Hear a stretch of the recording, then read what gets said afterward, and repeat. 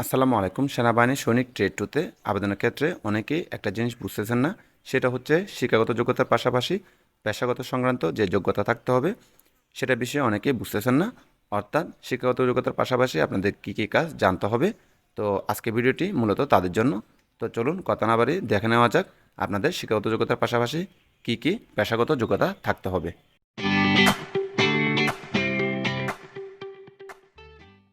তো শিক্ষাগত যোগ্যতার পাশাপাশি যে সকল পেশাগত যোগ্যতা থাকতে হবে, অর্থাৎ আপনাকে যে সকল কাজ জানতে হবে, তার মধ্যে যারা কুক পেশায় আবেদন করবেন আপনাদেরকে কিন্তু অবশ্যই রান্নার কাজে পারদর্শী হতে হবে।